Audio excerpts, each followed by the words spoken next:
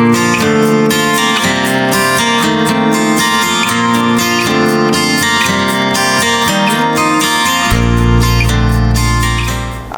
warahmatullahi wabarakatuh. Salam sejahtera untuk kita semua.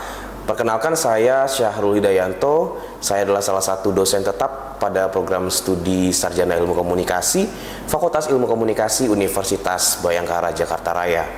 Saya menempuh studi S1 di UIN Syarif Hidayatullah Jakarta, jurusan Komunikasi dan Penyiaran Islam. Kemudian menempuh studi S2 di Universitas Indonesia, jurusan Ilmu Komunikasi. Saya memiliki minat pada studi dalam bidang komunikasi digital. Saya adalah dosen yang mengampu mata kuliah pada peminatan teknologi komunikasi digital. Di prodi kami terdapat 3 peminatan, yaitu Public Relations Strategist, Industri Media Penyiaran, dan Teknologi Komunikasi Digital. Salah satu mata kuliah yang saya ampu yaitu kajian sosioteknik. Dalam mata kuliah ini, mahasiswa diharapkan dapat memahami bagaimana sistem sosial dan sistem teknis saling berinteraksi di dalam suatu organisasi. Mata kuliah ini membahas diantaranya terkait pengantar teori sistem, konsep dasar sistem sosioteknis, pandangan sistem terbuka, prinsip-prinsip kebutuhan untuk memadukan sistem sosial dan teknis, pengakuan terhadap nilai penting kelompok otonom dan alienation di kalangan pekerja. Capaian pembelajaran mata kuliah kajian sosioteknik adalah mahasiswa mampu menerapkan pemikiran logis, kritis, sistematis, dan inovatif dalam konteks pengembangan atau implementasi ilmu pengetahuan dan teknologi yang memperhatikan dan menerapkan nilai humaniora yang sesuai dengan bidang keahliannya. Mahasiswa mampu mengkaji implikasi pengembangan atau implementasi iptek yang memperhatikan dan menerapkan nilai kemanusiaan sesuai dengan keahliannya, berdasarkan kaidah, tata cara, dan etika ilmiah dalam rangka menghasilkan solusi, gagasan, desain, atau kritik seni. Kemudian mahasiswa mampu membuat kajian untuk pemecahan masalah-masalah komunikasi di seputar bidang teknologi komunikasi digital, terutama dalam kaitannya dengan teknologi mobile. Mahasiswa mampu memahami konsep sistem, mahasiswa mampu menjelaskan dampak perkembangan teknologi terhadap perilaku komunikasi interpersonal, kelompok, dan juga organisasi.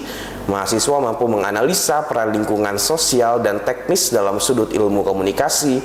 Mahasiswa mampu mengevaluasi faktor-faktor dalam diri seperti persepsi, sensasi, motivasi, proses berpikir yang mempengaruhi suatu sistem organisasi. Dan terakhir, mahasiswa mampu mengaplikasikan konsep komunikasi dalam teori sistem dalam menganalisa suatu fenomena sosial dan teknik pada sebuah lingkungan organisasi. Mata kuliah ini sangat penting, terutama di era digital saat ini, di mana teknologi berkembang begitu pesat. Tetapi di saat yang sama, kita tetap harus menjaga nilai-nilai kemanusiaan.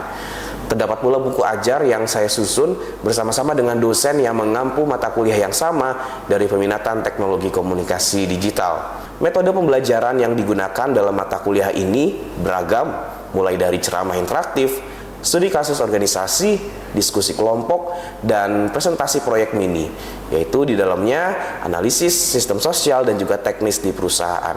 Dalam mata kuliah ini, saya mengedepankan pendekatan student center learning, artinya mahasiswa tidak hanya menjadi pendengar pasif, tetapi berperan aktif sebagai pencari, pengolah, dan juga penyaji pengetahuan.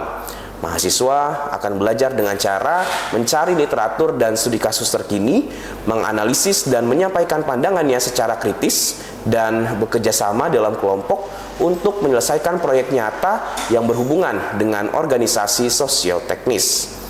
Dengan metode ini, pemahaman mahasiswa terhadap integrasi antara sistem sosial dan teknis tidak hanya akan bersifat konseptual, tetapi juga aplikatif. Mata kuliah ini termasuk ke dalam mata kuliah wajib peminatan teknologi komunikasi digital untuk mahasiswa di semester 6 dengan bobot 3 SKS. Mahasiswa wajib lulus dengan nilai minimal C. Dengan bobot penilaian yaitu UAS 40%, UTS 30%, tugas 20%, dan kehadiran 10%. Agar lulus, mahasiswa wajib mengikuti 16 pertemuan. Luaran penting dari mata kuliah ini adalah penulisan esai ilmiah. Esai ini bukan sekedar ringkasan materi kuliah, tetapi merupakan bentuk ekspresi pemikiran kritis mahasiswa, di mana mahasiswa diharapkan mampu menuangkan ide dan pendapat pribadi secara runtut dan logis, melakukan analisis terhadap suatu kasus nyata, menerapkan konsep sosioteknik yang telah dipelajari selama kuliah, dan menyajikannya dalam bentuk tulisan ilmiah yang utuh, yang lengkap dengan referensi akademik. Esai ini akan menjadi representasi dari kemampuan mahasiswa dalam memahami dan mengintegrasikan aspek sosial dan teknis dalam konteks organisasi modern. Kriteria penilaian mencakup orisinalitas ide, kejelasan argumen dan alur berpikir, kesesuaian dengan teori sosioteknik, kedalaman analisis, struktur penulisan, dan tata bahasa akademik. Esai akan dinilai tidak hanya dari segi isi, tetapi juga bagaimana mahasiswa mampu mengomunikasikan gagasannya secara efektif dan juga meyakinkan. Dan berikut adalah salah satu contoh dari kegiatan belajar mengajar di kelas yang saya ampu, yaitu kelas kajian sosioteknik. Baik, assalamualaikum warahmatullahi wabarakatuh. Waalaikumsalam warahmatullahi wabarakatuh. Selamat siang semuanya. Ya, Kita masuk ke pertemuan kedua ya di mata kuliah kajian sosioteknik. Sebelum kita mulai kelas hari ini, baiknya kita berdoa terlebih dahulu untuk yang masing-masing. Berdoa dimulai.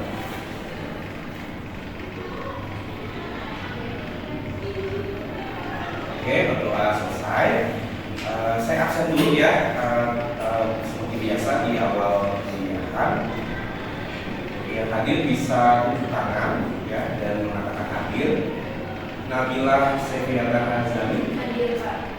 Maisha Safika, Raisa Nabila, Hadir Pak. Alda Raisa, Hadir Pak. Ivan Dwi Kurniawan, Najwa Syaukina, Hadir Pak. Kansa Kalisha, Tania Minarni, Jessica Indrian. Hadir. Oke, baik, semuanya hadir ya di kelas kita hari ini. Oke, seperti yang di RPS ya, tercantum di RPS di pertemuan kedua, kita akan belajar mengenai teori sistem. Mungkin ini ada yang baru pertama kali mendengar ya soal istilah ini, teori sistem. Oke, jadi di dalam kajian sosioteknik ya, kita belajar yang namanya teori sistem. Yang mencetuskan pertama kali ya, adalah Niklas Luhmann. Dia seorang sosiolog dari Jerman yang kutipan paling populer dari Luhmann adalah masyarakat adalah komunikasi. Jadi sistem komunikasi itu berangkat dari masyarakat yang berkomunikasi. Ini dia tulis di dalam artikelnya berjudul Die Gesellschaft tahun 1997. Masyarakat adalah komunikasi. Nah, sebelum saya ulas lebih detailnya, ada yang mau coba menerka-nerka apa sih sebetulnya maksud masyarakat adalah komunikasi? Silakan tunjuk tangan. Masyarakat adalah komunikasi. Alda mungkin mau coba. Saya masyarakat adalah komunikasi sebagai perantara dalam melakukan komunikasi. Masyarakat itu punya peran utama dalam melakukan komunikasi. Oke, terima kasih Alda. Ini saya kasih sedikit notes ya. Ini gunanya untuk poin teman-teman yang aktif di kelas ya, seperti yang saya sampaikan di pertemuan pertama. Jadi nanti ini akan dikumpulkan setelah kelas selesai untuk poin teman-teman ya. Oke, kurang lebih betul ya, yang memiliki peran adalah masyarakat. Jadi kalau Luhmann itu mengatakan dia ini punya pemikiran yang disebutnya mendekonstruksi ilmu sosial sebelumnya. Menurut dia, ilmu sosial sebelumnya itu sudah jadul, sudah tradisional. Padahal masyarakat modern itu sangat kompleks. Dia menyebutnya sebagai hyper kompleks. Jadi dia menawarkan satu teori baru ya, teori sistem sosial yang bisa menggantikan teori-teori masyarakat ya, yang sebelumnya membahas soal masyarakat yang sebelumnya yang sudah dianggap jadul atau tradisional itu. Nah, kaitannya dengan tadi masyarakat adalah komunikasi, yaitu masyarakat bisa terbentuk jika adanya komunikasi. Jadi bukan dikatakan masyarakat itu adalah sekelompok individu, ya. Masyarakat itu adalah mereka yang berkomunikasi, jadi bukan pasif, ya, tetapi aktif. Dan ini dikait-kaitkan dengan satu konsep yang namanya adalah autopoietik atau autopoiesis. Nanti di slide selanjutnya lebih jelas ya soal apa sih autopoietik, apa itu autopoiesis. Jadi kebutuhan individu ya itu semakin kompleks. Ada orang yang memperjuangkan hak sosialnya, kemudian hak ekonominya, hak politiknya. Nah, ini disebutnya sebagai autopoietik. Jadi autopoietik ini merujuk ke karyanya Heidegger yang menyatakan bahwa setiap individu adalah sistem sosial. Ya, jadi kalau misalnya di dalam dunia politik, ya teman-teman itu menjadi bagian dari sistem ketika teman-teman itu menyalurkan haknya sebagai hak suaranya, ya sebagai warga negara memilih pemimpin, ya kemudian melakukan demonstrasi misalnya, itu satu bentuk bahwa teman-teman adalah bagian dari sistem sosial, ya, dan ini juga disebut sebagai autopoietik atau autopoiesis, ya. Nah, kemudian ada juga yang namanya konsep Society of Societies Communication. Nah, ini mungkin lebih rumit lagi ya, Society of Societies Communication.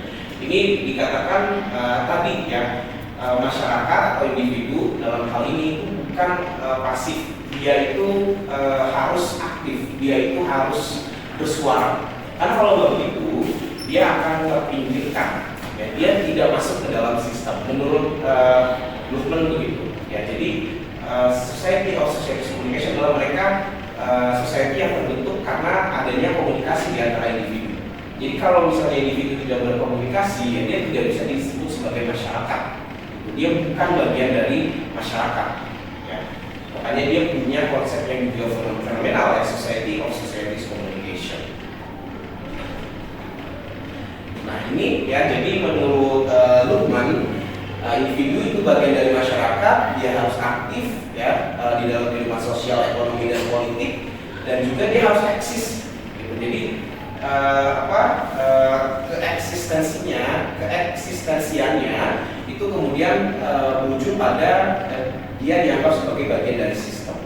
Ya, jadi perlu ada interaksi, ya, perlu ada protes. Gitu. Jadi nggak bisa masyarakat itu kemudian mengikuti aturan, patuh gitu ya, kemudian ada gejolak, ada gejolak, ada aksi atau ketidaksetujuan gitu. Menurut dia itu jauh lebih bisa dikatakan sebagai suatu masyarakat, ya.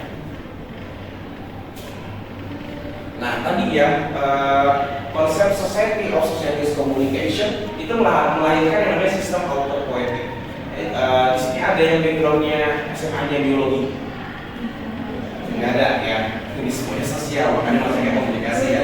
Oke, jadi di dalam ilmu biologi ya ada satu jaringan ya, jaringan disebutnya yang dia bisa mereproduksi dirinya sendiri. Ya, jadi ini namanya adalah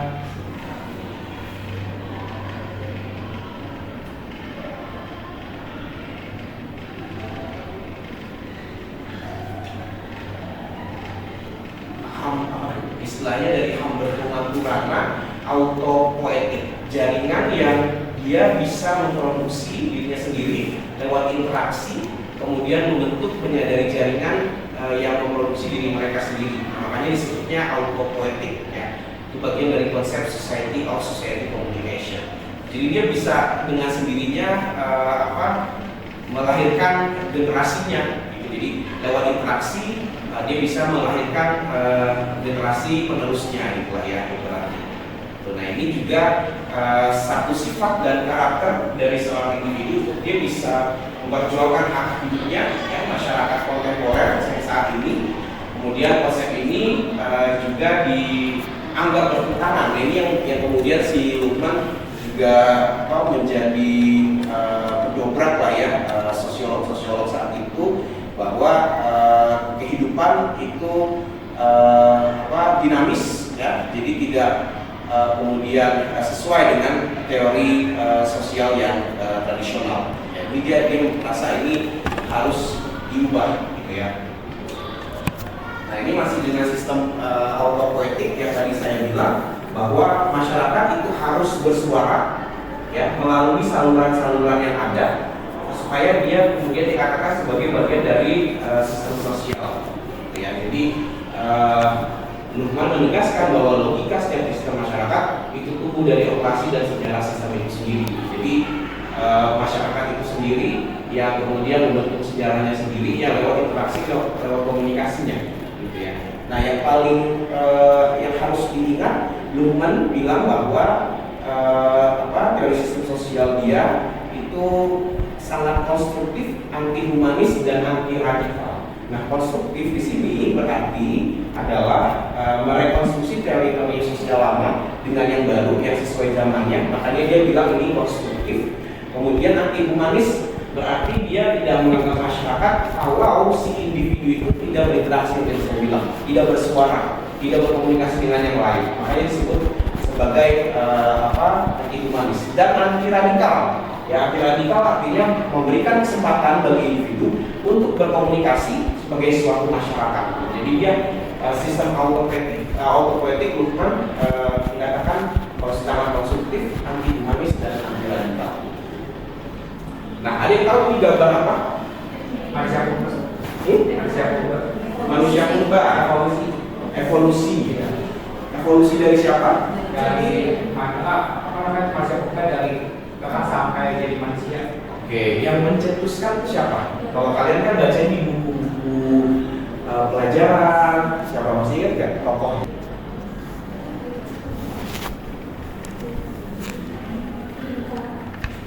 Ayo, ada D-nya di situ. Charles Darwin. Ya. Kalau kalian baca di buku pelajaran, Charles Darwin itu berkata apa? Terkait gambar ini. Manusia itu berawal dari mana? Di dalam buku itu, di buku pelajaran yang dibaca, awal mula manusia itu dari kera. Yakin nggak? Benar. Ada yang merasa kayaknya salah kayak gini ya? Ada nggak? Terus berasal dari mana?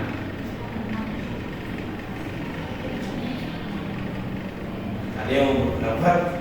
Jadi sebenarnya ini lucu ya, kalau kita lihat atau kita baca lagi bukunya Charles Darwin, sebetulnya bukan ini maksudnya dari Charles Darwin ya, tapi dia mengatakan bahwa teori evolusi itu adalah tentang bagaimana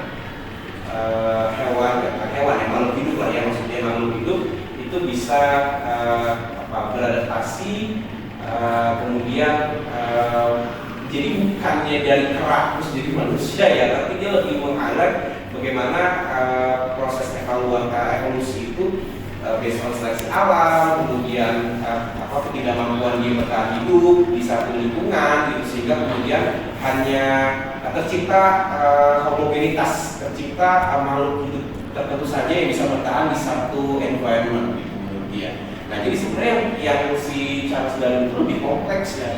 Kita bisa lihat di situ bagaimana hiu, bagaimana gajah dan sebagainya itu bisa survive sampai sekarang, tapi di satu sisi ada jenis-jenisnya yang lain yang juga menghilang gitu ya. Itu yang yang di highlight sama Darwin. Jadi bukannya kemudian dia klaim manusia itu dari kera, dia sama sekali tidak pernah melakukan itu sebetulnya, tapi disampaikan di buku pelajaran kita tuh kayak gitu. Jadi kita pikir kayak manusia dari kera, padahal enggak ya. Dia lebih menekankan bagaimana evolusi itu bekerja, kemudian makhluk hidup itu bisa bertahan itu bagaimana sih prosesnya. Jadi dia bahkan di sini kita pernah ngomong gitu ya. Nah, ini hewan jerapah. Oke, menurut kalian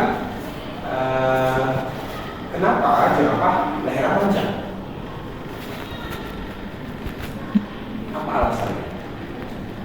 dari faktor genetik itu. Yang Karena bentuknya. ya kalau berevolusi dari kayak dinosaurus itu kan ngomongnya yang ininya panjang apa ya? Tyrannosaurus Apa? iya. Enggak, Brontosaurus ya. Oke. Evolusi dari Brontosaurus ini jerapah yang di aplikasinya di dunia nyata gitu loh. Evolusinya Oh, berarti oke. evolusinya. Evolusi seperti layaknya dinosaurus lah. Iya. Ada hubungannya dengan makanan dia nggak? Ada. Makanannya si jerapah itu biasanya ada di pohon yang memang tinggi sehingga lehernya panjang gitu. Iya. Yakin? Yakin atau enggak? Punya peluang hidup yang lebih tinggi. Kalau dia lehernya panjang. Oh, oke. Ada benernya. Tadi kita lihat ya. Sebenarnya jerapah itu ada yang lehernya pendek. Oh, Mungkin kalian ada yang baru tahu ya. Nah, jadi bukan karena makanan pokoknya. Kan dia makan daun pohon akasia, seperti akasia. Itu kan tinggi banget. Jadi bukan karena daun pohon akasia sih.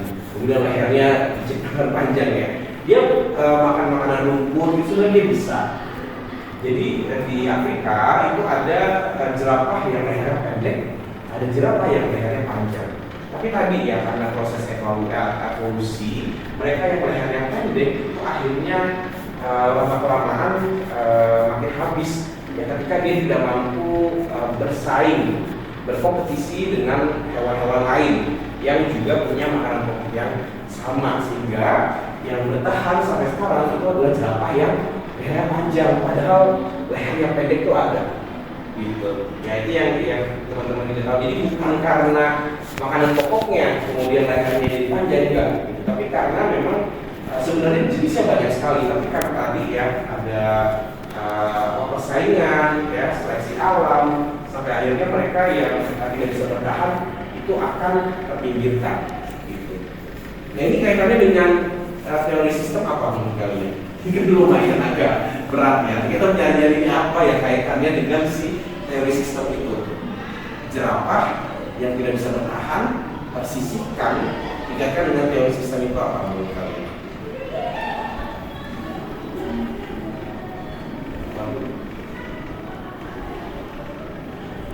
Ini masih tadi yang tidak bisa bertahan hidup, akhirnya terjadi homogeneitas spesies jerapah di Afrika. Sama nenek moyang jerapah itu mengonsumsi semak-semak, jadi dia tidak hanya makan daun dari pohon akasia. Oke, tadi ya kalau kita kaitkan dengan sistem sosial, jadi Darwin mengkonseptualisasi keteraturan di dalam alam sebagai satu konsekuensi dari seleksi terhadap keragaman yang lebih luas. Jadi sistem sosial di dalam kerangka berpikirnya Luhmann itu juga terbentuk dari proses yang sama, ya.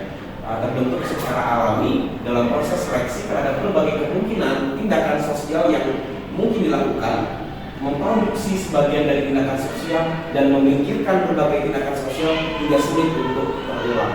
Tadi ya orang-orang yang tidak bisa berkomunikasi itu pasti akan terpinggirkan. Dia tidak akan kemudian disebut oleh Luhmann sebagai satu sistem, yaitu masyarakat. Ya. Maka akan sulit dia untuk kemudian bisa bertahan. Itu sama seperti halnya si jerapah yang pendek itu. Gitu ya. Maka dari itu ya perlu ada insting dia untuk bisa survive gitu ya. Maka instingnya adalah untuk berinteraksi, berkomunikasi, bersosialisasi gitu. Ya kalau misalnya dia begitu dia akan mati gitu, kalau menurut Luhmann. Ya itu di dalam masyarakat yang kompleks itu harus dilakukan. Oke, lumayan berat sebetulnya ya materi kita seperti yang saya sampaikan. Tapi ya tadi ada sebenarnya materi jerapah itu nggak ada di sini masukin, tapi saya kait-kaitin supaya kita ada jadi lebih paham. Apa sih maksudnya si Luhmann ini? Silakan kalau ada yang mau bertanya. Ya, oke. Kan sekarang kita hidup di zaman digital gitu ya, kayak terus tadi kan Bapak udah juga sih tentang koleksi ya. Terus kira-kira bagaimana sih Pak si si autopoiesis ini bisa dilihat dalam kehidupan digital saat ini. Oke, terima kasih Raisa, pertanyaan yang bagus. Jadi kita kan sekarang aktif di media sosial ya. Mungkin teman-teman ada yang punya satu atau dua akun media sosial, atau bahkan ada yang punya akun second account gitu ya. Nah, sebetulnya itu menunjukkan bagaimana eksistensi teman-teman di dalam environment digital tadi.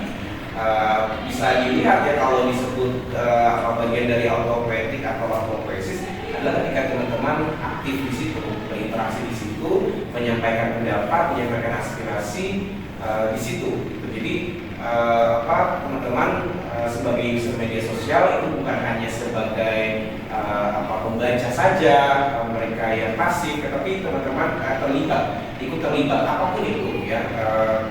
Terkait dengan peristiwa terkini misalnya atau kehidupan teman-teman gitu, teman-teman bisa dikatakan sebagai masyarakat dalam environment digital ketika melakukan kegiatan-kegiatan yang memang dianggap itu dikatakan aktif ya. Kalau di Facebook kan misalnya dia like, dia komen, dia share, dia save, kemudian repost dan sebagainya. Kegiatan-kegiatan itu jika dilakukan maka teman-teman dikatakan sudah menjadi bagian dari sistem. Tapi kalau misalnya tidak dilakukan ya, kalau menurut Lukman ya itu bukan bagian dari sistem gitu. Itu sesimpel itu sebetulnya ya, karena environment-nya tadinya offline kemudian beralih jadi daring dan jadi online. Itu sih. Oke, bisa kita cukupkan ya pertemuan kita kali ini. Mudah-mudahan bisa bermanfaat untuk teman-teman. Untuk selanjutnya saya memberikan tugas di Google Classroom. Itu ada satu video berjudul KTP, jadi film pendek KTP. Itu harus dikaitkan dengan konsep autopoiesis ya, sistem sosial dari Lukman. Dilihat film ini bercerita tentang apa, kemudian maksudnya apa kalau misalnya dikaitkan dengan si sistem sosial tadi. Oke, minggu depan kita akan bahas tugas-tugas tersebut. Demikian dari saya, terima kasih. Wassalamualaikum warahmatullahi wabarakatuh. Waalaikumsalam warahmatullahi wabarakatuh. Baik, itu dia contoh video proses belajar mengajar saya di kelas. Terima kasih atas perhatiannya. Wassalamualaikum warahmatullahi wabarakatuh.